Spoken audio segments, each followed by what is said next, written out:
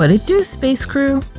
Lori here, and it's time for part 2 of my summer update. We'll be taking a look at what I've been up to through August and September, and just a little extra that I threw in there. So, join me for this next story update.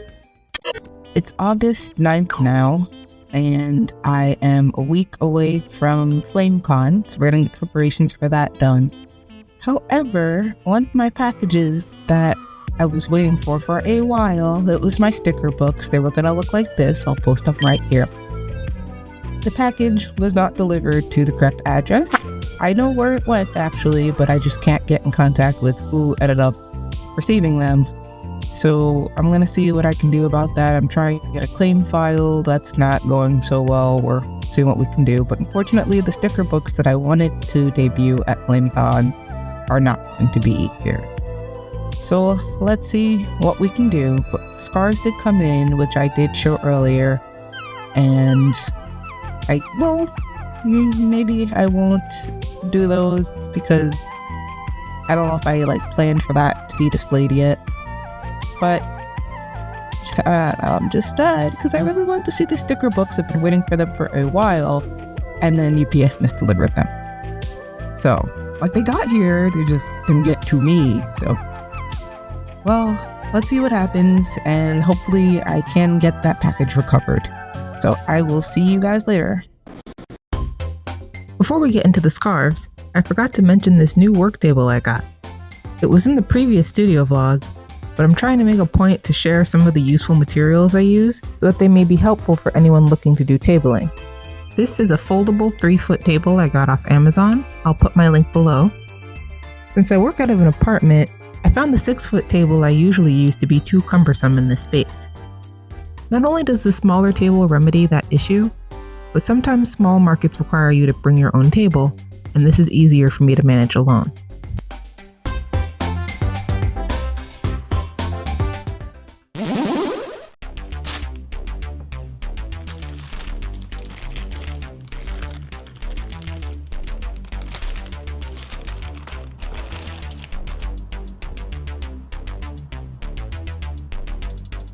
Back to my newest merchandise.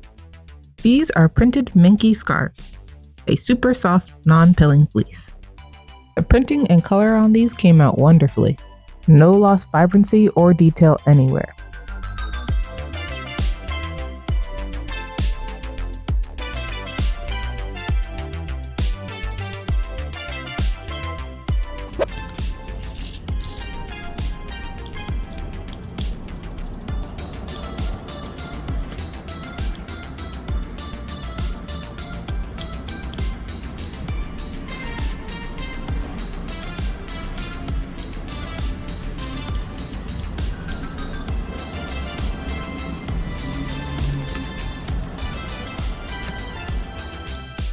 Since these are apparel items, I will also tag them.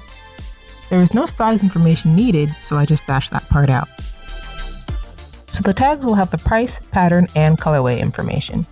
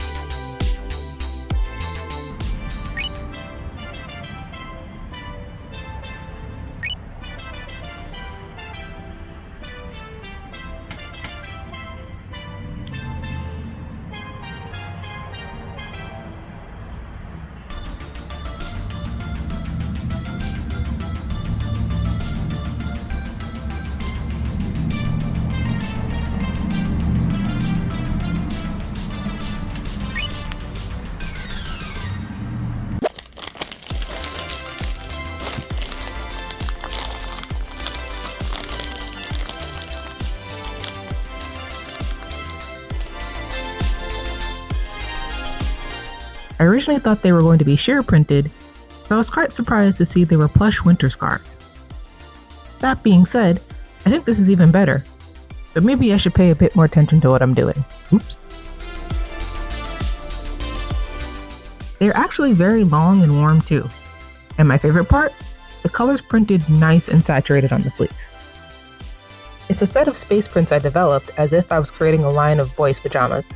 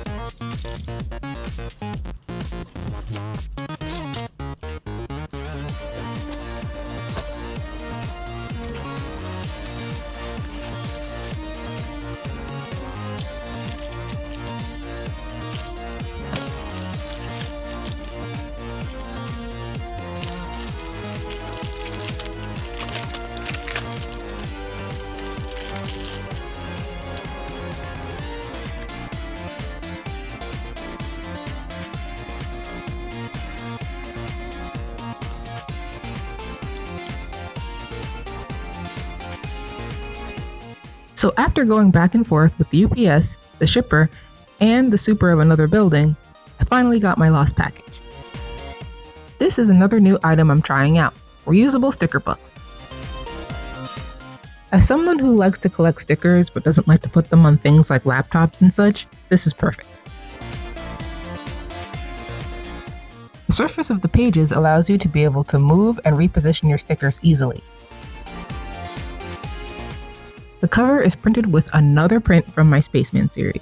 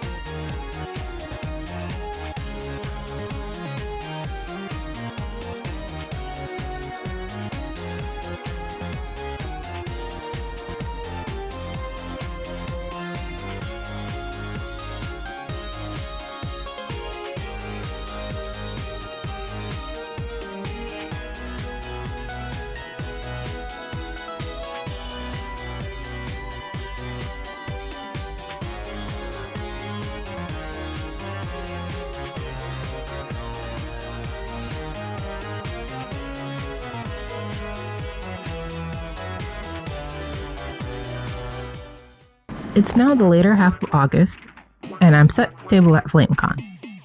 In a previous video, I mentioned that this was basically a bomb. I've had cons where I didn't even break even before, but they were usually small and I still came close. But this was a flat out bomb.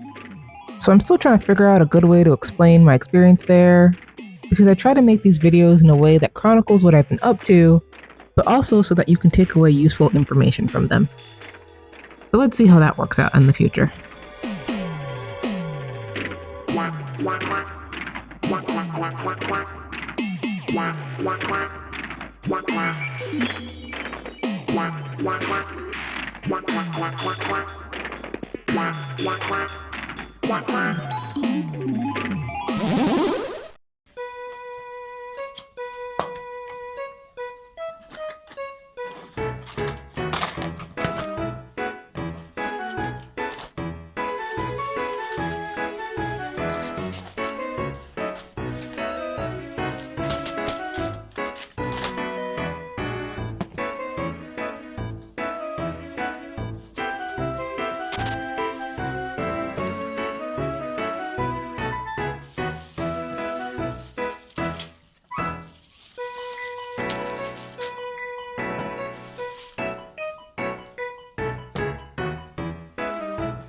Now back to the studio. Once upon a time, I used to work at a craft store. And once upon a time, said store would toss out old stock if the company overlord said so, even if the product was still good.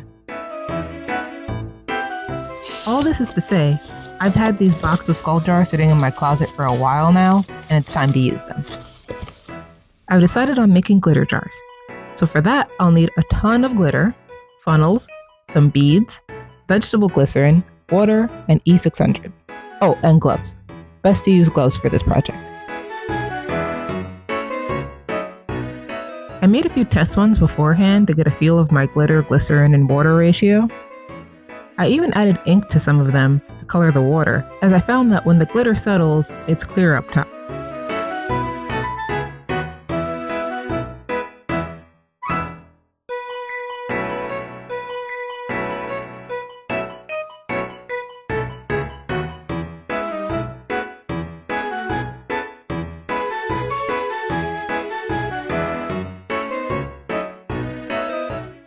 Now that I've tested, let's make a glitter jar. I start with pouring in all the glitter I want to use. I have both fine, chunky, and shaped glitter, but I mostly use the fine glitter.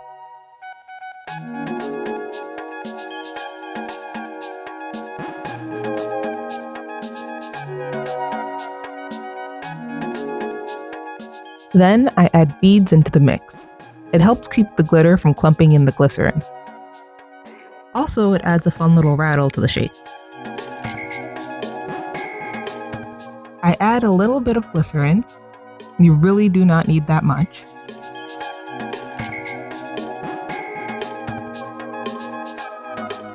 Then add some water and mix it so the glycerin spreads around.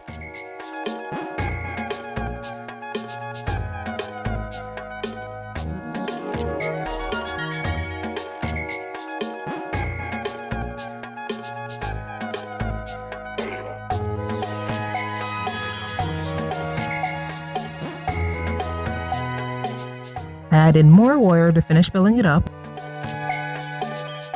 And then finally, fix the cork in place with the E600.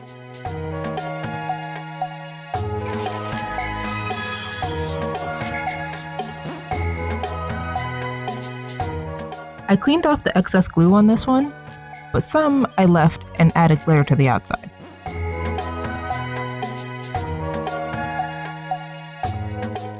You can see the big clump of glitter that floats around in the jar, so that's why I add beads to break it up when you shape. And that's it! While making these, I had some fun ideas for making potion tags for ETH. I'll let you know if I ever decide to make those.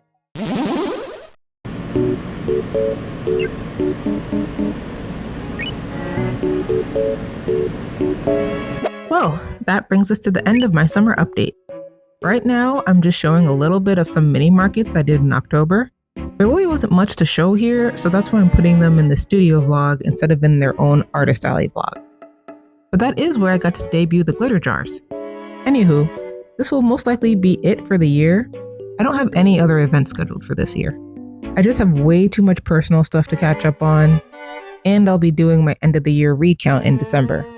Not to mention Mardi Gras preparations. So this will be it for now. I'll see you next year.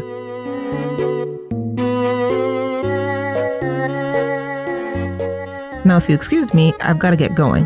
That holiday spaceship traffic leaving Earth is brutal. Bye!